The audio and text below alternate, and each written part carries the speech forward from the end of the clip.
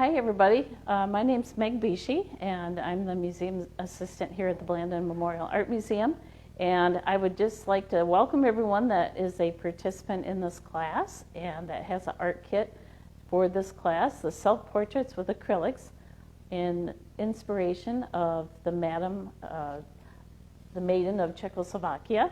Is this particular image. You see a bigger version up here as well as one over here to give you some reference. And so there are directions on the little flyer that you had in your kit, and it kind of gives you some very simple basics of how to go about doing a self-portrait. So maybe you have an image on your phone that you're looking at for today's class, or maybe you have an actual work of art. I brought in this image of my father in his Harvard robe, and maybe you have like a small photograph or something that you printed off. Whatever you're using is fine. It doesn't matter if the person's looking straight on, frontal, or sideways like this. So whatever you're using is great. Have it nearby so that you have that as a reference to look at, or you can put it off to the side. So what we're going to do first is we're going to talk about the things that were in your kit. You have a small canvas that's been primed and ready to go. Being that you're probably the only person doing this other than siblings, you still can put your name on the back, write in pencil. I recommend you write it up here on the frame and not down here, because sometimes the pencil does show through after paint gets put on it. And so we'll be using these canvases. You have the little paint pots right here is what they're called, and hopefully that you've got someone helping you lift these up, because they can be a little difficult, especially if you're trying to keep along during the class. So just keep them propped up a little bit like that, and they'll be easier for you to use during the class. Hopefully you've got a container with some water. It's not like watercolor and the other type paints that you might use, but it's nice to have to clean your brushes if you want to use a particular brush.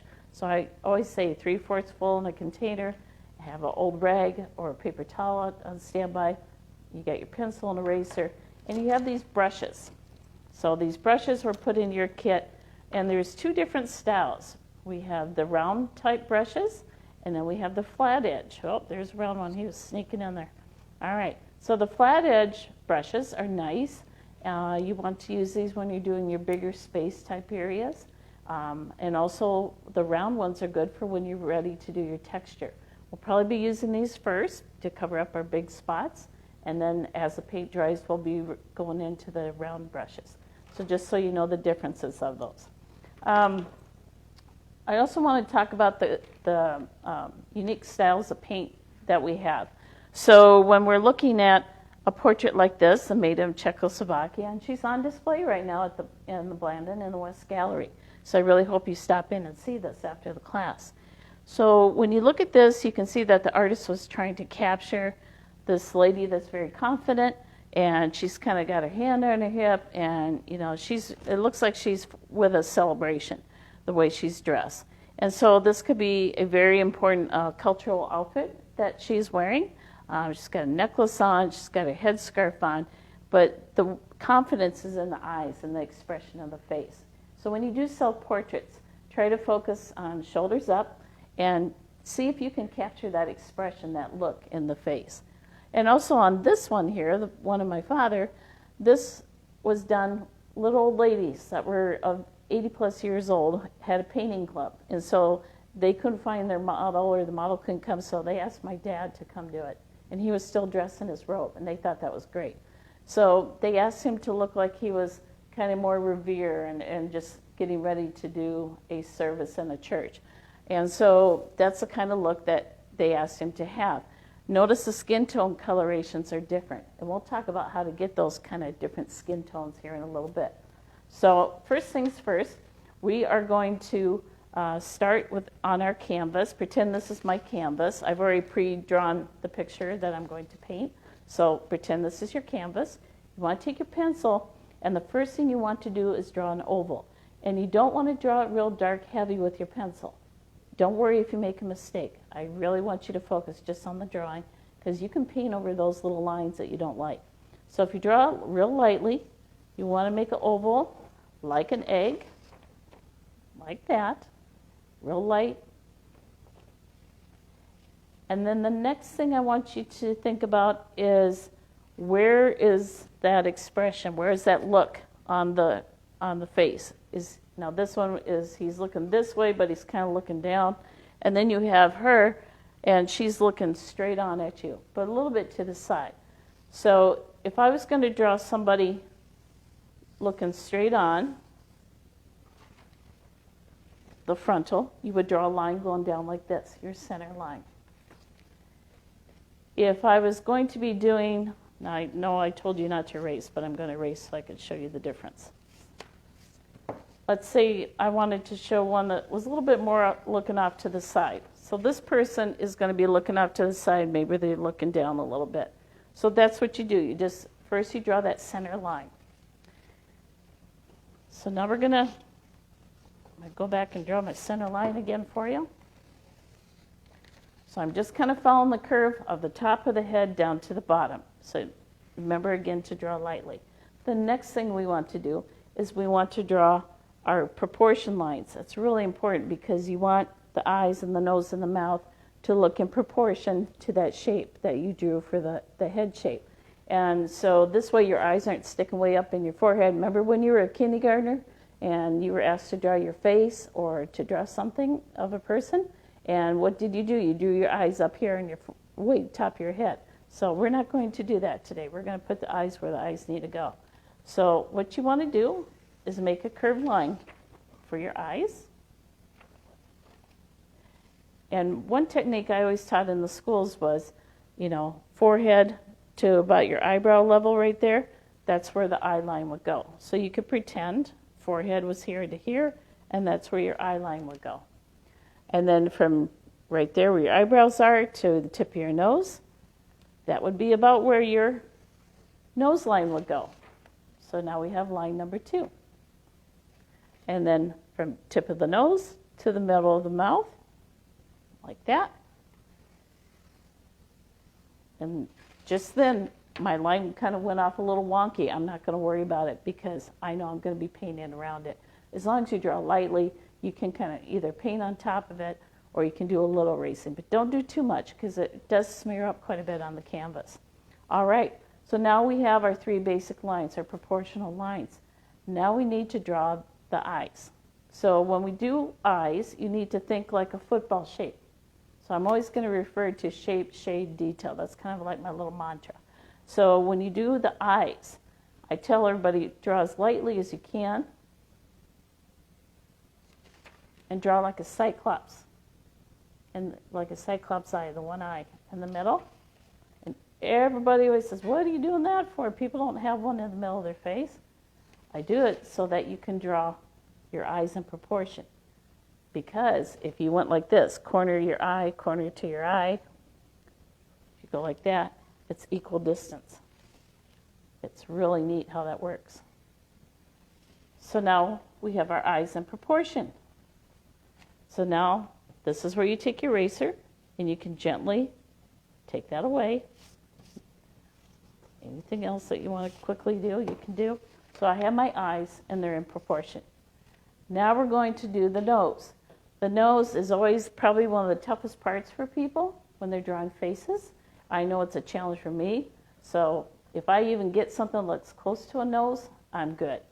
So when I draw, I go from the eye line down to the nose line, but I draw like I'm drawing an upside down kite. And you'll see why in a little bit. It looks really, really strange right now, but it works, people. It works. Da Vinci kind of did this technique, and so did Michelangelo. So triangle nose, and you need to think about from your eyebrow to your nose to your cheekbone is this beautiful curve. And so if you want to do your eyebrows at this point, because you get your nose shape on there, like this, just to give yourself some guidance. So I drew very lightly here, down here, to there. Then you can draw on the other side. So you see how the face is coming along here. We're not doing all the details of all the eyelashes on all the things, freckles, whatnot. That's later stuff. But right now we're trying to get the basics down. Someone asked to see if you could get the paper a little bit. Okay.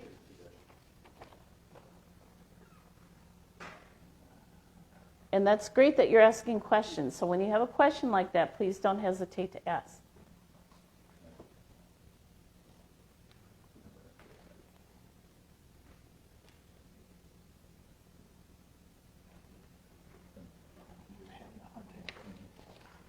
I'm drawn lightly because I'm trying to emphasize, drawn lightly on here is going to be a good thing for you, because that way, if you use a lighter color like white and yellow, things like that, the pencil lines do show through, and that can bother and frustrate people. So anytime you need the picture brought up closer to the phone, just let us know. So now we're working on the nose area. And what I do is I do the little round edges, your nostrils, right here. And I make like little C's, as I call it, little C's on either side. And then people think about the nose here. So we either have people with ski slope noses that are angled like that, think of a ski slope, or we got those with little pudge noses like I do. So I got a pudge nose. And so how do you get that look of that nose? Because again, noses can be quite challenging. So what I do is I draw lightly an upside down C, or maybe it's a U, the letter U to you, but it just gives the basic shape of the bottom of the nose. That's not easy to do. And you can see my dad had a ski slope nose, and she's got a little bit of a ski slope, but more pug down at the bottom here. So this is how you can help capture that look. And then what I do is I add the nostril parts at the bottom there. You can darken that up a little bit. You can also paint. And you can see how the nose is starting to come to shape there. I'm not filling in any shading. I'm not doing any details on the nose yet. So we're going to just keep it like that. Take that up close. I'm sorry I'm drawing so lightly, but I'm trying to show you how drawing lightly will help you when it comes to painting time.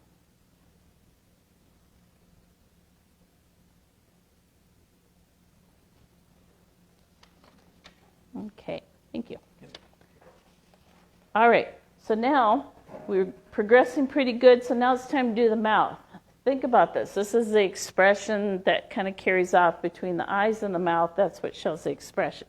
So again, on this one, my father's got this look where he's kind of thinking pensive, thinking quiet.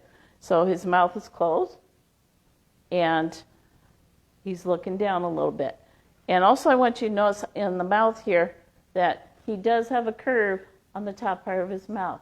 Both male and females have that curve in their lips. It's not just a female thing. It's both male and female. And on hers, it's not so pronounced on the picture. So hers is a little bit more flattened out. So think about that when you draw on your mouth. So when you draw it, you want to do the top part. And here, I decided to just do a little bit of a curve up there on the top part of the lip. A little curvature, a little indentation. And again, here's like a little line that went off, but I'm not going to worry about it, because if I erase, it's just going to mess up things for me. So right now, I'm going to keep that mouth closed. You can draw different types of mouths, and I'm going to do some real quick for you.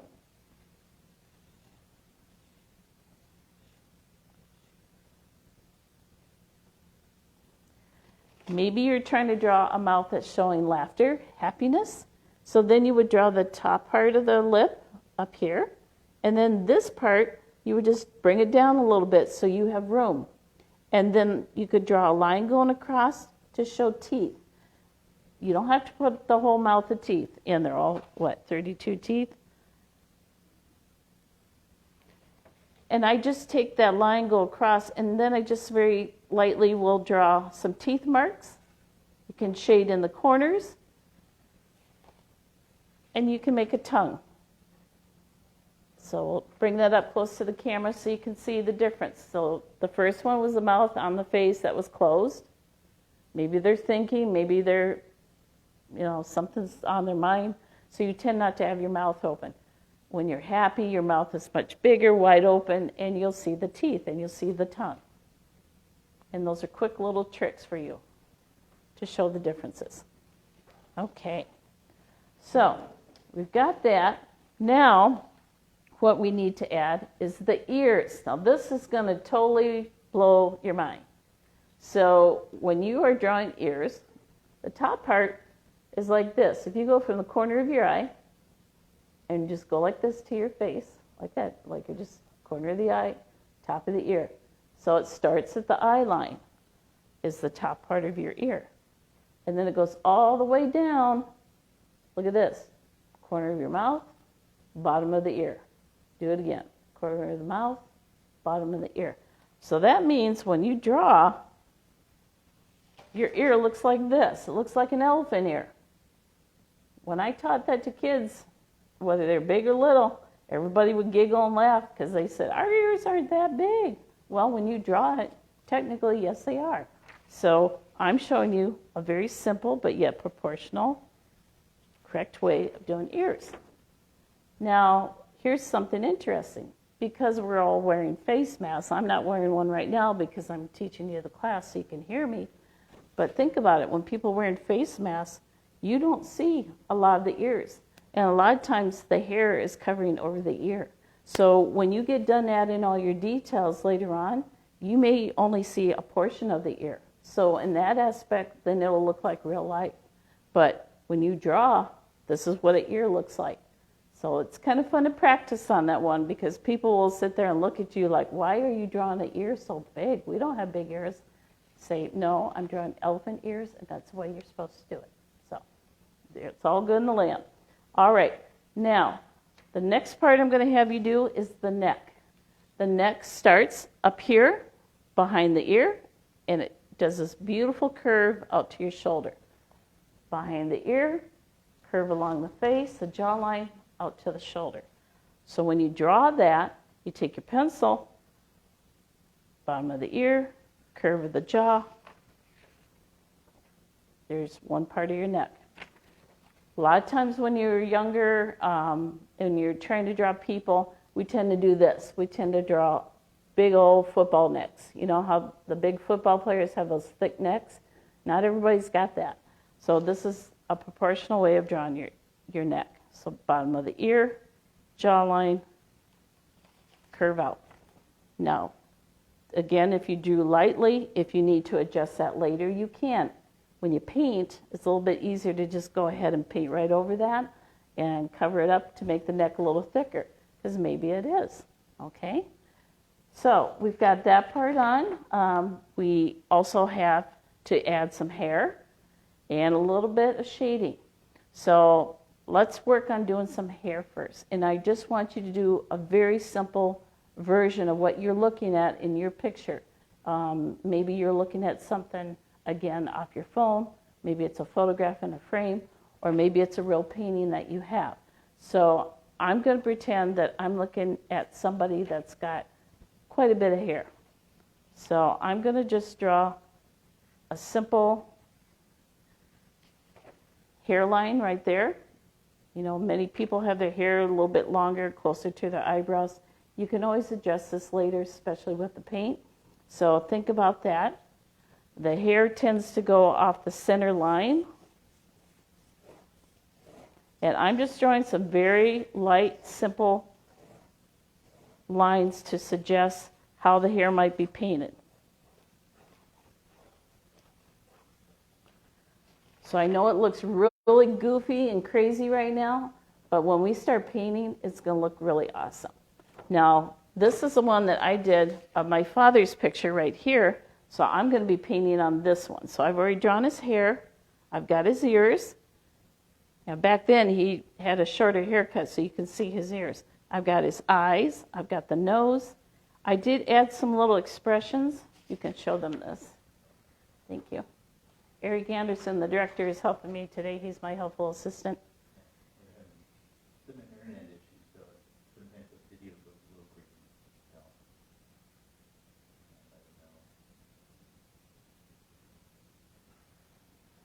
Thank you.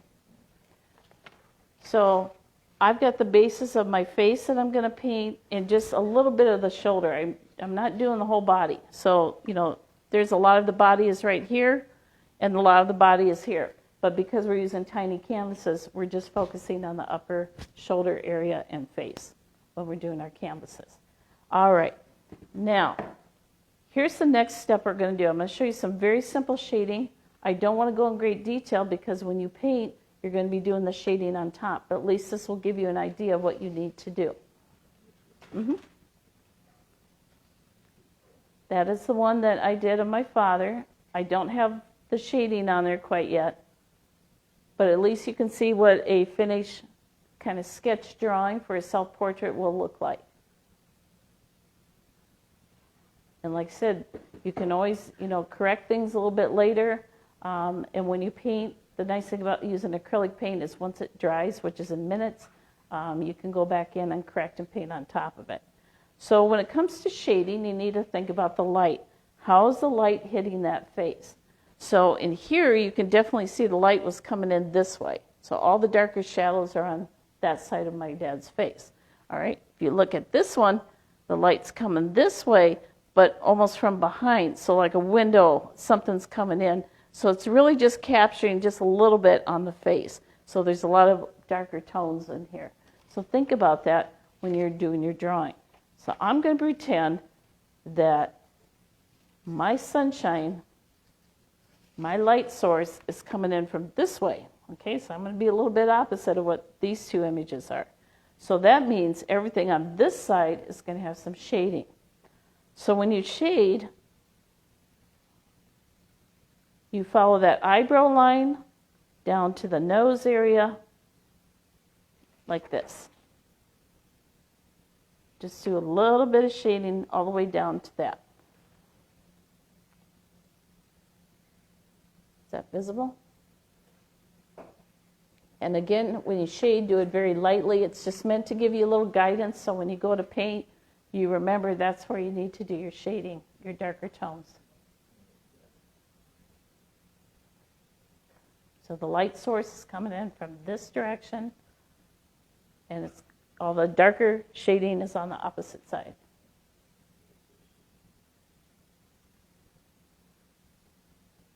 Thank you. You're doing a great job, Vanna. Thank you. All right. So now the other shading that you might want to think about is some people have very pronounced chins. So there might be a little shading down here in this little bump area down here and over on this side. So shading can go along the jawline. And if there is that little kind of pronounced, I always call it a shelf, like where you dribble and all your foods kind of sits there when you're eating good, greasy and yummy food, the strip. I know it looks weird, but again, it's to give you a little definition so that when you're painting, you'll remember what to do. So you have that shading come along the jawline, and if you want to, you can emphasize a little bit down here, because people sometimes do have a very jutted out little chin. So you want to try to do it as appropriate to your picture as you can. Now the next thing I want to show you is the shading under the chin. This is what will give the head some definition. And so think about that light source coming in. It's coming in from this way. And so the shading under the chin is going to be under here. And it's real important to kind of curve that line very lightly again. And then you're going to shade underneath the chin.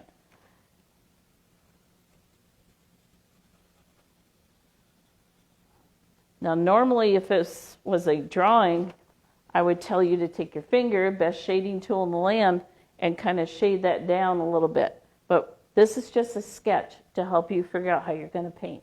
Okay?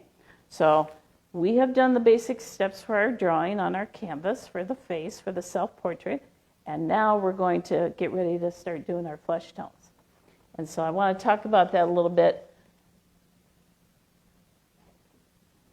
So one thing you want to look at is this is not just a flesh color. Nobody is just a flesh color or a black color or a white color. Think about that very carefully, because when you are doing flesh tones, the way the light hits it, the way they're sitting, whatever room, everything reflects kind of on that subject matter. So you can see this is what most people would paint, but they would do it on the whole face and just that flesh color. But you can see where the artists that painted this added some greens and blues, a little bit of gray, probably because there were shadows sitting right there on his face. And then there's that green and blue re-entering again. And then you see a lot darker tones, blues and purples over here. So there's a much more defined color mixing going on here. We got raspberry, we got purples, we got blues. And same thing down here. There's that little chin that I was talking about. And the light source is coming here. Here's that shading I was talking about that's under the chin. It just kind of defines the face, the way it presents itself. On our Maiden of Czechoslovakia, the way the light source is coming in from her, it's coming in more behind her and at her. So the colorations are here more of an olive skin tone. So you'd be using some greens, some browns, some yellows, some whites to kind of capture that kind of skin tone. And a little bit of touch of blush here, some pinks. There's a little bit of brown here, and there's some brownish type areas here. So think about that very carefully when you are looking at skin tones. And if you notice down here on the neck area, look at all that underneath the neck where the shading is. There's that definition shading, but that's almost like a black and a gray, almost like a bluish type tone. And it much different up here, but they want the face to be the important part that you notice other than her colorful outfit. So that's why you see you can really play with skin tone and make it look cool and try to mix different skin tones. So now we're going to try to use our paints. When we're starting off, again, I told you about using your flat brushes. They're flat on the edges, and these help cover a lot of space, big spaces. And one thing you want to do, these are brand new brushes, but I really recommend you not do this. It's hard not to do this, but a lot of people like to do this. And the reason why is that everybody's got oils in their fingers. Doesn't matter how many times you wash your hands, and we wash our hands a lot lately, right? And sanitize. So you want to make sure that you're not doing that because you leave a residue on the bristles. And that can affect your painting if you do that a lot. So I generally tell people not to do that. Let's say that you're using this on your big areas of flesh color and you know you're going to use it again for some other color. You can always give it a good rinse, rub it up the side. Again, it's not like watercolor where you constantly have to use water. This is just meant for cleaning purposes. And then drag it up the side, and then I tell people to pat their brushes. Take an old rag or a paper towel and just pat. And that should take care of your brush enough where you can use it with another color, whether it's lighter or darker. So there's some little tips like that. Okay, let's get busy here. So first we're going to paint our large area. Now I need to make that kind of skin tone. There's multiple colors that I would use. And so I'm going to take a little bit of red. I'm just scooping a little bit, put it in my tray. And you can use a variety of like takeout trays and make sure they're washed and clean, not greasy. Or maybe there's an old lid from a container that you have. And so they're really helpful when you're doing art projects. I'm going to let this sit off to the side here. And then I'm going to take another one and scoop up some white. So obviously my red and white would make a pink, right? And we do have some pinks in here. That's going to be a pretty strong color. But I know that I'm probably going to be using some brown and some yellow and some blue. So I'm going to use this. It's more of a gold instead of a brown, but I'm going to use it. That's going to be my brown today. I could mix red and green together. I know those of you that know color theory, you would know that red and green, even amounts, make a good brown. So if you want to do that, you can. That's what's nice about these little takeout trays is that you get all these little compartments to make things.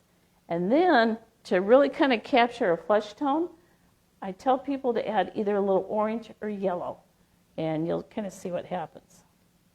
So this is my yellow. I can clean this later. So here I've got these 4 colors. It's not one color. It's not just flesh, because we can see that it's not. And then you go like this.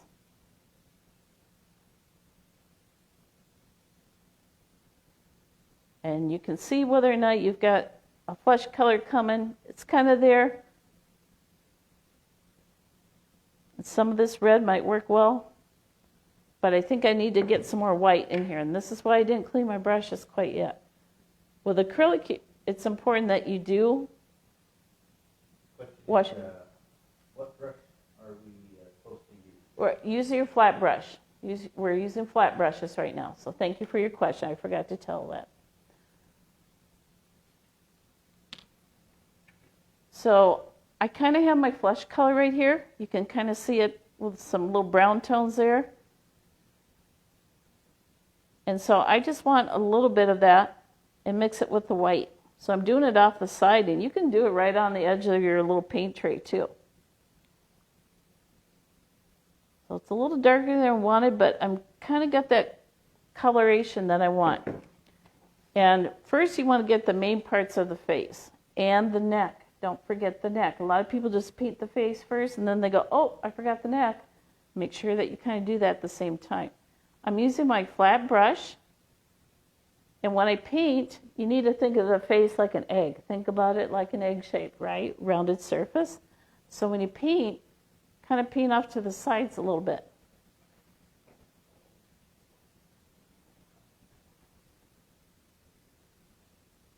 And I'm painting right alongside.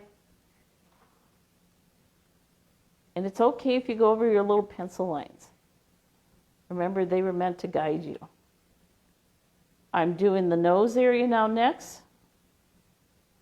I didn't put a big glob on my brush because I want to be able to control where I'm putting the paint.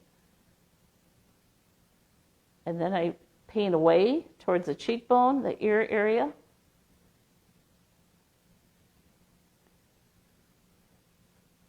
And do the other side.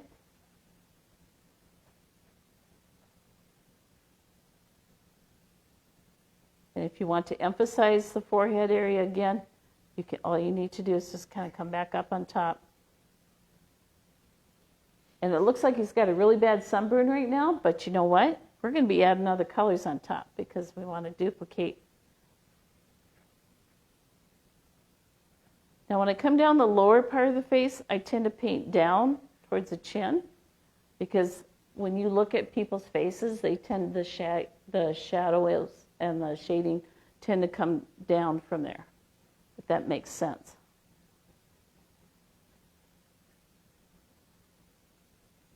Yes, and if you got any comments or questions, please ask, and Eric will feed those on to me. We'll try to get those answered as quickly as we can for you. Now remember, he's got that little bit of chin sticking out. So what I try to do is if I got a little extra paint on my brush, just do that. The nice thing about acrylic paints and doing this kind of project is that it dries quickly. And so when you're ready to add some other colors, then you can do so. And then I'm going to just get that neck just a little bit. I'm not worried about getting it paint perfect because I can always go back in. So there's the basics of that. Whatever you got left in your brush, you can just put a little bit on the ears. You don't need a lot because you can go back in with your little round brushes and finish off that color. So right now he looks really dark and, you know, he's thinking, he's got pensive things to think about. And I'm going to add just a little bit more. Because I mix this up in my white, I'm going to use another brush for white.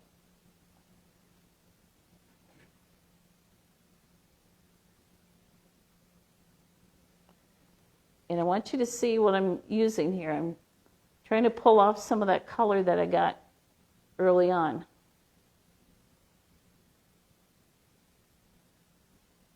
So now I have a lighter flesh color, and I see that the light's coming in from this direction, so I'm going to go right on top.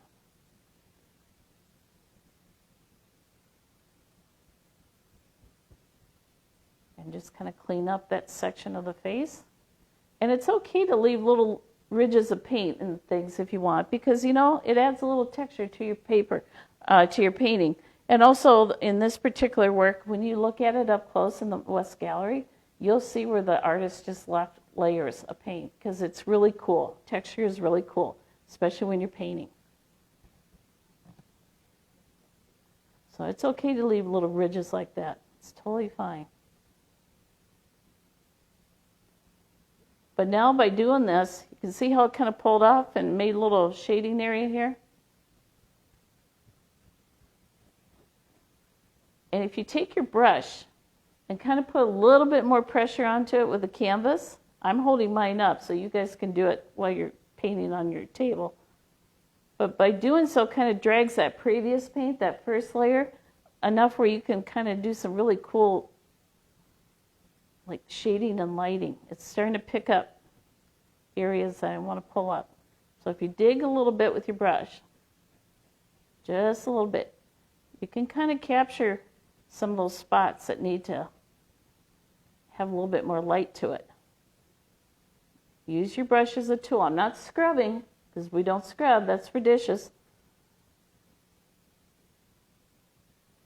But by doing that, you can create some really cool looks as the paint's drying. So there we go. It's starting to come along here. All right? And then I can take the rest of that, and I just go like this when I'm doing the neck, below the neck area.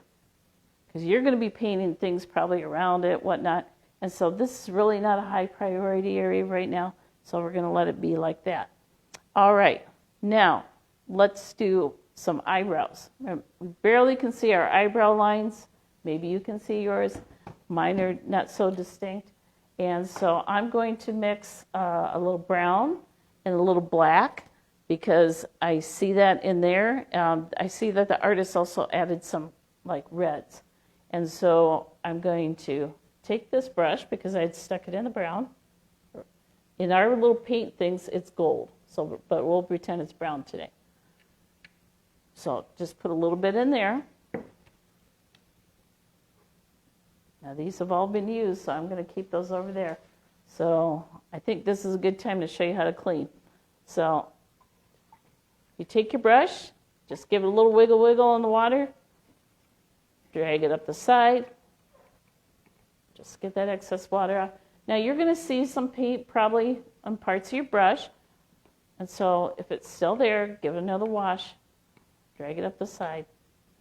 And then take your towel and go like this, gently.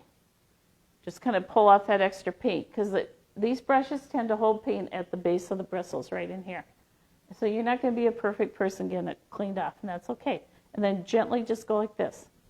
Again, no scrubbing in the towel. Just go like this, and you'll be fine. And your brush is ready to go. So now I'm going to stick this in the black.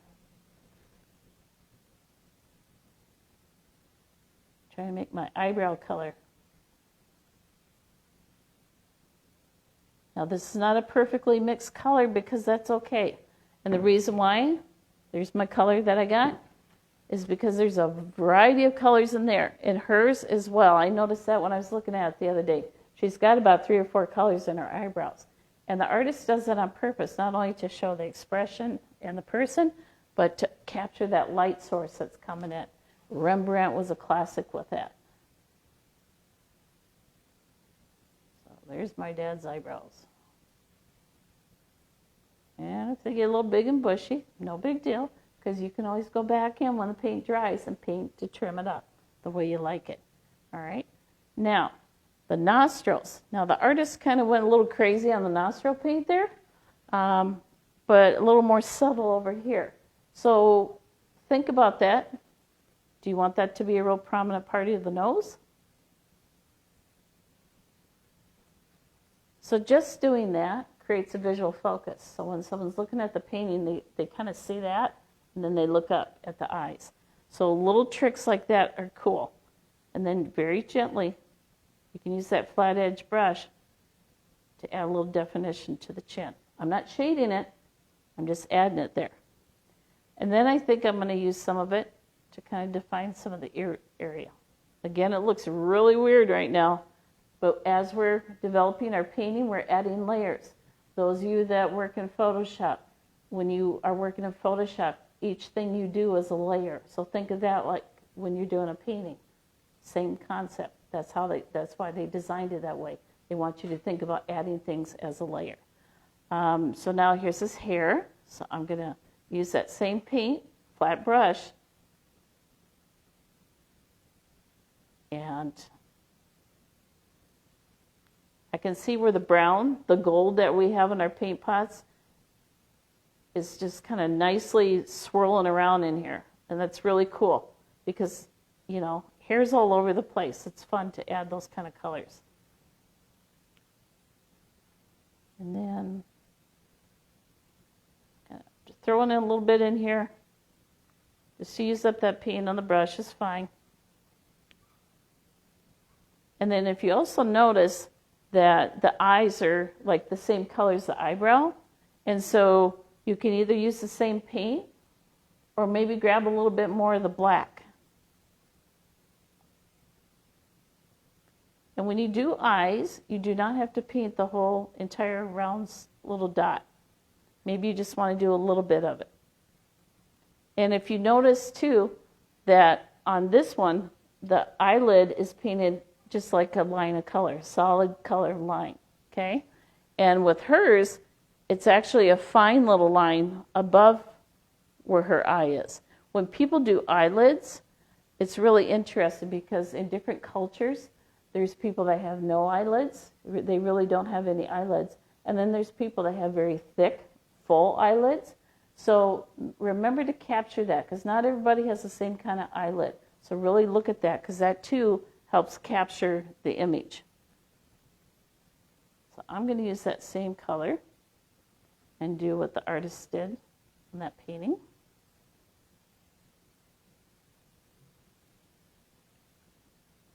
Bring Dad's hair down a little bit more. So I like that how the brown's just kind of hanging out, having a party up there on the top with the hair. That's working for me. Okay, so we're kind of getting there, kind of getting there. It's not going to be the same look. You will not make it look exactly perfect like the image that you're staring at, and that's okay because it's kind of hard to do the same thing that somebody else did, whether it's a photograph, a painting, or a print. But to look and learn and study is a really quality type thing to do. So now I'm thinking I probably want to use one of the round brushes now. So I've got these round brushes, but before I do that, I'm taking everybody in this water jug and I'm giving a good swish. Good swish because I want to be able to use some of these. So I'm going to pick 2 of them out. Drag them up the side. Tons of water. And then just gently rub off. And then pull away. I lay the brush in there and pull away. Now I've got these guys ready to go when I want to use them. All right. Now with the eyes, there's not a lot of detail in the eyes, but people still always want to paint the lines because that's what you've always done when you've done a drawing. So they just assume that you've got to do that with a painting. You don't have to. You can use colors, just swatching them, kind of what was done on this one. On here, there's some emphasis of shading, and now that's kind of what we're going to hit on right now.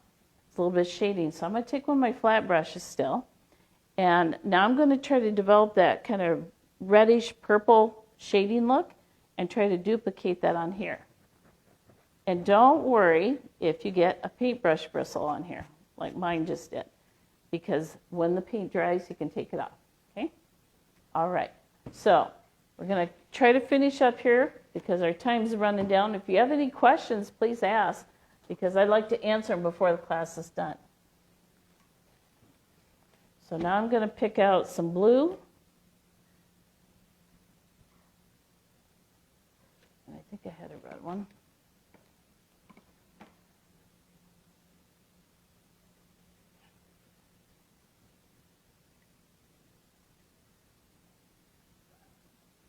All right, so now I've got some blue in here. It's a little bit darker than I want, so I'm going to throw some white in real quick.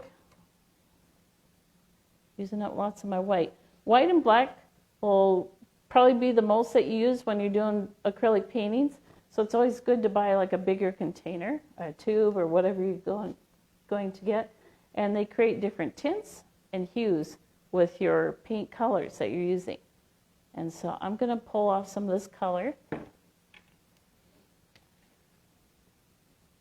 I took that blue and red, it made like a purple tone. Now I've got that kind of bluish color that I'm seeing on his face. So now I'm going to paint right on top. And that's okay, that's a little different because I go back in and put my flesh tone in there.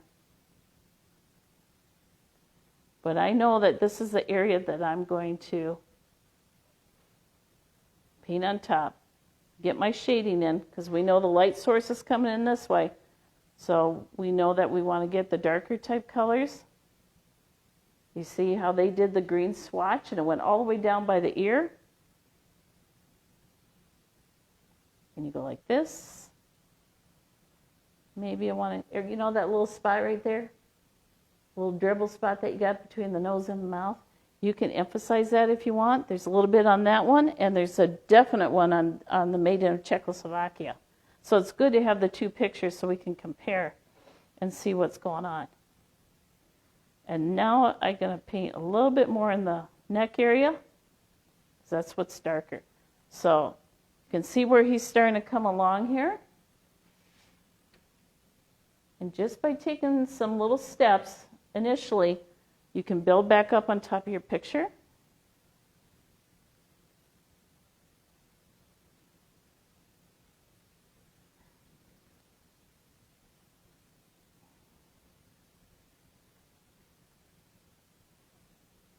And keep adding things.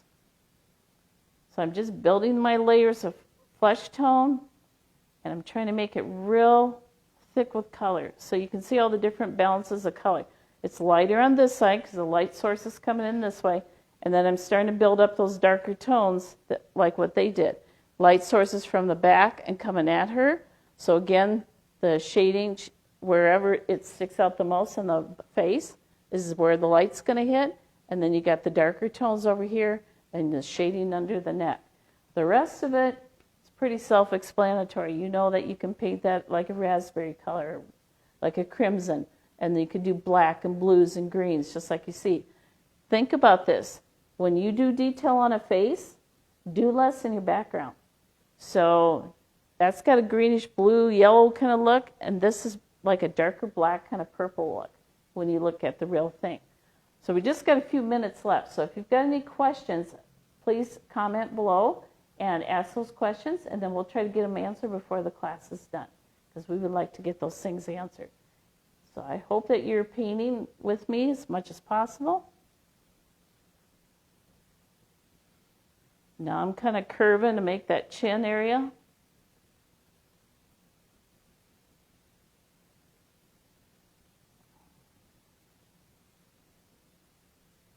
I'm not worried about these little spots that are kicking off on the edge of the face, because I know when I do my background color, I can paint right up and clean it up. So don't waste your time on that stuff.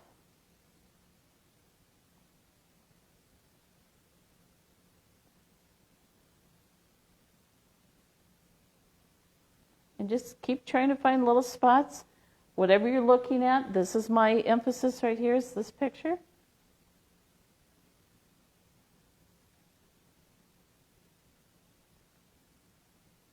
And eventually you're going to get to the point where you're going to say, you know, I think I kind of captured this person. I'm not done yet, but it's coming along, and it's starting to look like my dad, so I'm pretty sure I'm going to be okay with this. I'm looking all right with that. So your fine brush, I'm going to dip it in my black, and here's where you can come in. Come on, black. I need you. If you want to define the eye, you can. Again, that's not necessary. Some people like to add that in to make the eye stick out. Now, his eyes don't look like that in that painting. I know that, but I know I can paint the flesh back on top, and that'll help create like a little shadow right where the eyelid is. So you can do little things like that. The mouth, just a little bit like that. Get a little emphasis here. So I'm just looking for little spots that need just a little bit of touch of that color.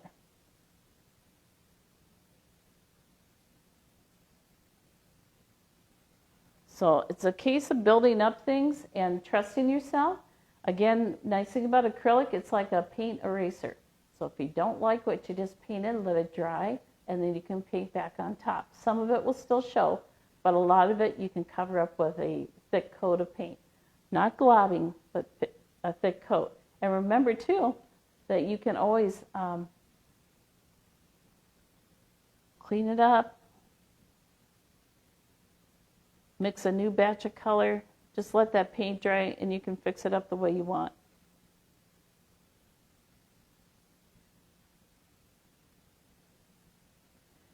Now when you do eyelashes, that's one thing I hadn't touched on. So I'm just going to kind of prop this up here real quick so you can look at that while I'm talking. And so if I was doing eyelashes, I would draw like this. My eyelashes would be on top of the eyelid, and using the round brush like this, you would go like this. Just make little lines and curve away. This has got paint on. Go like this and you curve away. Down here on the bottom, you would go like this. Little itty bitty lines. Some people have very thick, lush eyelashes. Some people have just little itty bitty ones. Then on this side, you would just curve it away on the top, curve down, and away. And that's how you would add your eyelashes. And we're down to about, what, 10 minutes now? If there are any questions that you have, will you please comment below? If you've been struggling with how to figure out a skin tone color, I did write this down, some little recipes of sorts for the flesh color. I would use red, white, orange, or yellow, and some brown. If you're going to make a brown skin tone, you would use brown, white, black, and maybe a little green and red. In my classroom, I would have my students come up, and everybody's of different ethnic backgrounds, and I would pick everybody that I wanted to show that skin tone is not what you necessarily see in the crayon box and the markers. So it's okay to mix these colors together and do a little bit at a time so that you get that right mix to get it right. For black, I use black, white, red, and blue, olive skin tone, yellow, white, green, and brown. So those are really good, simple little recipes so that when you're looking at a painting, a photograph, you're painting somebody that maybe a grandma and grandpa, a parent, and you're looking at the way the light's hitting it, just know that there's other colors involved with that skin tone, and that really will capture your self-portrait. And you'll be able, once you play with acrylic a little bit more, if you've not done that, I think you'll really be happy and you'll like the results that you have a lot. So if we don't have any questions, we're going to keep on working on this one. So we're almost done. How are we doing on time? Okay, good. All right. So I'm going to pick another flat brush. Okay. So I'm going to try to do something real quick here. So there's his robe. So you can see how the artist just took a brush and just went like that. They weren't worried about getting the folds in the fabric in his robe just right. And neither shall I. So that's what makes paint really cool, is that you can either play with it or you can fight with it.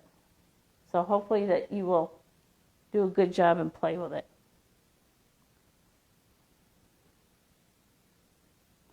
And when you start adding in the top part, the shoulder up to the neck area, a lot of times it'll totally change the look of your person that you're trying to capture, your self-portrait.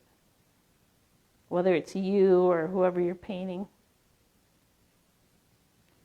And also, too, a little trick is that you can take a brush and you can take this end of the brush, too.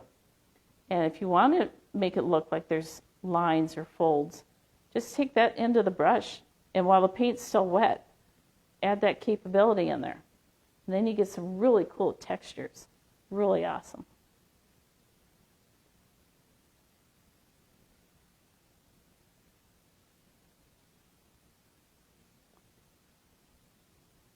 And I'm taking this black and I'm adding it in just a little bit to give some definition to the hair again.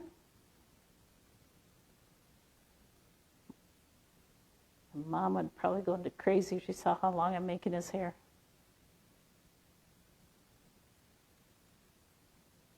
But just adding that little bit of black to that brown gold that we did earlier is starting to pull the picture together a little bit. And sometimes that's all you need. You just need that little punch, little punch. So I'm going to get some white here. And I'm going to keep working, adding on some areas here. I like that this has got a little blue in it right now.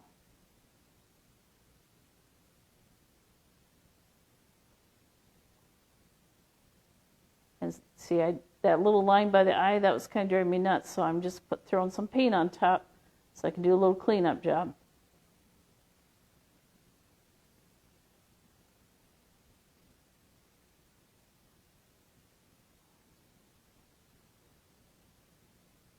And as you keep painting, you're going to see what areas you need to fix, what areas you need to correct.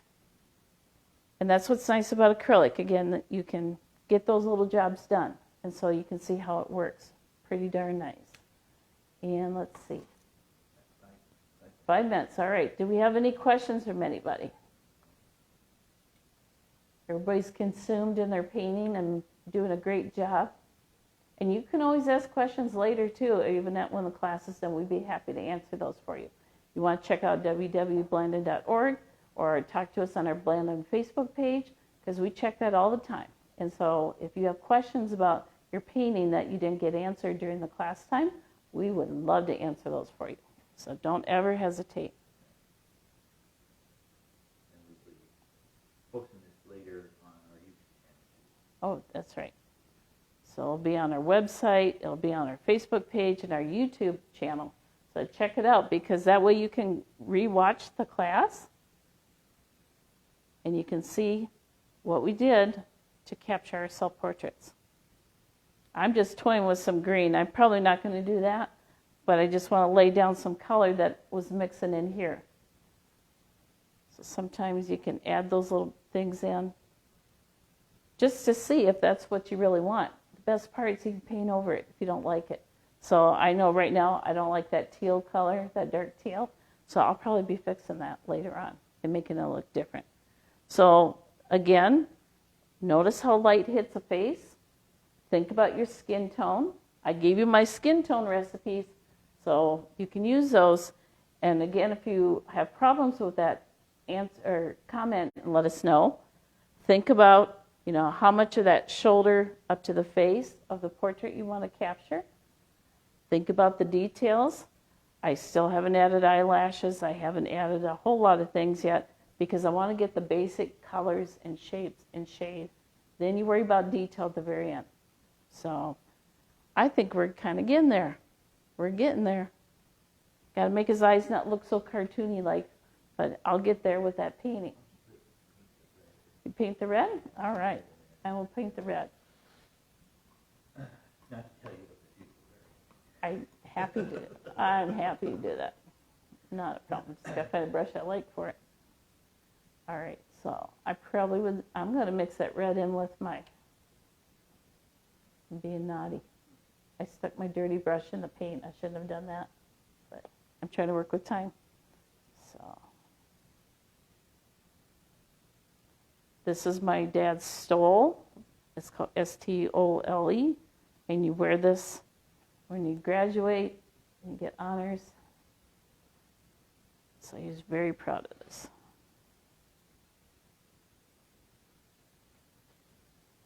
Again, just adding these little things will change how the face looks and the coloration that you're wanting to use. So it's good to add the bottom part once you get the basics of your face done, because then you see different things with your face and the colors that you want to use.